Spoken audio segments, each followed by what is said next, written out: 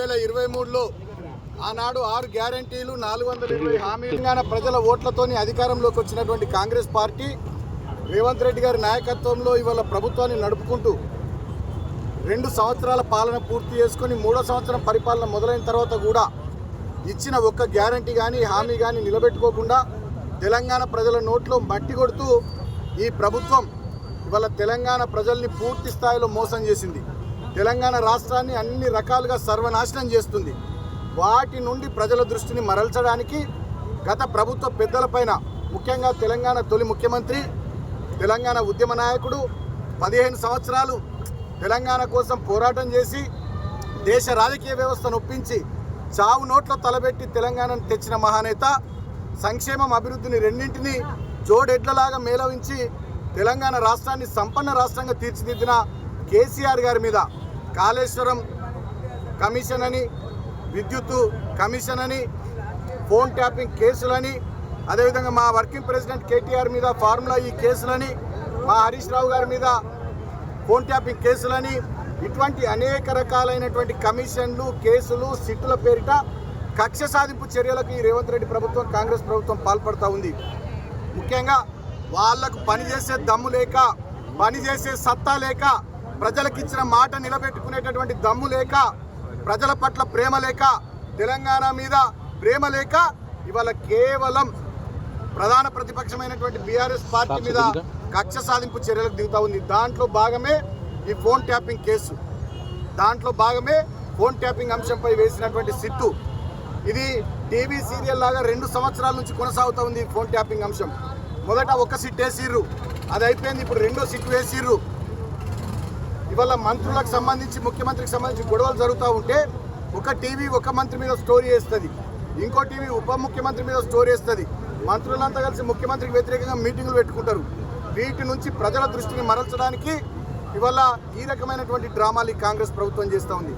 సింగరేణి బొగ్గు బ్లాకులు, ముఖ్యంగా నైని బొగ్గు బ్లాక్ కానీ, అదేవిధంగా సింగరేణిలో చాలా ఓబీ టెండర్ల విషయంలో సైట్ విజిట్ అనే కండిషన్ పెట్టి ముఖ్యమంత్రి రేవంత్ రెడ్డి గారి బామ్మర్ది సృజన్ రెడ్డి రింగ్ మాస్టర్గా మొత్తం 100 కోట్ల రూపాయల నష్టాన్ని సింగరేణి సంస్థకు చేస్తే ఆ బొగ్గు స్కామ్ను కానీ, అదేవిధంగా సోలార్ స్కామ్ను కానీ, ఈ ప్రభుత్వం 2 నెలలు చేస్తున్న అనేక రకాలైనటువంటి కుంభకోణాల్ని మా హరీష్ రావు గారు, కేటీఆర్ గారు బయటకు తీసుకొస్తే వాటి విషయంలో నిజాలు ఎక్కడ ప్రజల దృష్టికి పోయి కాంగ్రెస్ ప్రభుత్వం మీద ప్రజలు తిరగబడే పరిస్థితి వస్తుందో అనేటటువంటి భయంతో డైవర్షన్ కుట్రలో భాగంగా ఇవాళ మా హరీష్ గారికి నోటీసులు, కేటీఆర్ గారికి నోటీసులు, కొత్తగా కేసీఆర్ గారికి నోటీసులు.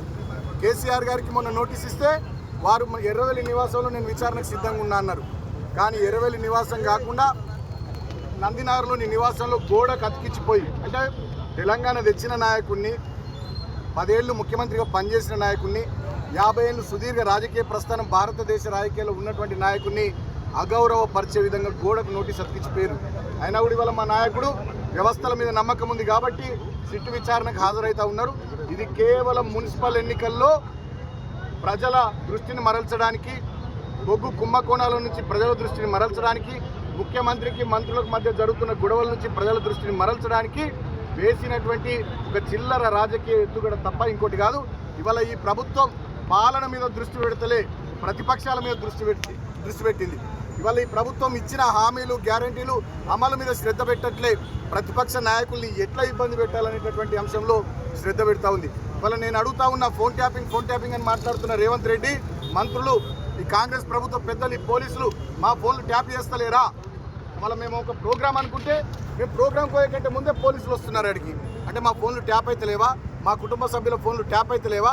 మొత్తం ఈ వ్యవహారం అంతా కూడా ఇవాళ ముఖ్యమంత్రి కనుసన్నల్లో విచ్చలవిడిగా ఫోన్ ట్యాపింగ్లు కానీ ఇతరత్ర అనేక విషయాలు నడుస్తూ ఉన్నాయి.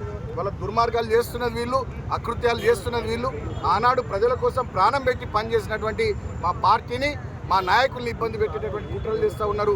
ఆ కుట్రలో భాగమే ఇవాళ ఫోన్ ట్యాపింగ్ కేసులో సిట్టు పేరిట కేసీఆర్ గారి విచారణ. అయినప్పటికీ కూడా మేము భయపడం. ప్రధాన ప్రతిపక్షంగా ప్రజల పక్షాన గట్టిగా కొట్లాడతాం. ఆనాడు ఉద్యమ పార్టీగా కొట్లాడినాం, అధికారం వస్తే ప్రజలకు సేవ చేసిన 10 ఏళ్ళు. ఇవాళ ప్రధాన ప్రతిపక్షంగా మళ్ళీ గట్టిగా కొట్లాడతాం, నిలబడతాం. నేను తెలంగాణ ప్రజలకు ఒకటే మాట విజ్ఞప్తి చేస్తూ ఉన్నా, ఇలాంటి కుట్రలతోని, ఇలాంటి బెదిరింపు రాజకీయాలతోని మీకు పని చేయకుండా ప్రతిపక్షాన్ని ఇబ్బంది పెట్టే పని చేస్తున్నటువంటి ఈ కాంగ్రెస్ పార్టీకి వచ్చే మున్సిపల్ ఎన్నికల్లో బుద్ధి చెప్పాల్సిందిగా కేసీఆర్ గారి నాయకత్వాన్ని బలపరుస్తూ గట్టిగా వచ్చే మున్సిపల్ ఎన్నికల్లో అన్ని మున్సిపాలిటీల్లో రాష్ట్ర వ్యాప్తంగా అన్ని మున్సిపల్ కార్పొరేషన్లలో రాష్ట్ర వ్యాప్తంగా కారు గుర్తుకు ఓట్లేసి కేసీఆర్ గారికి మీ మద్దతు తెలపాల్సిందిగా నేను కోరుతా ఉన్నా. చరిత్ర సృష్టించినోడు ఇప్పుడు ఆ చరిత్రని తిరగరాయబోతున్నాడు. అబద్ధాల గోడల్ని బద్దల కొట్టి నిజాలను రాగా మీ ముందుంచబోతున్నాడు.